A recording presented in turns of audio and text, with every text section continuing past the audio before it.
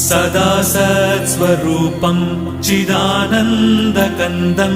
जगत्सम्भवस्थानसंहारहेतुं स्वभक्तेच्छया मानुषं दर्शयन्तम् नमामीश्वरं सद्गुरुं साईनाथं नमामीश्वरं सद्गुरुं साईनाथम् भवद्ध्वान्तविध्वंसमार्ताण्डमीड्यं मनोवागतीतं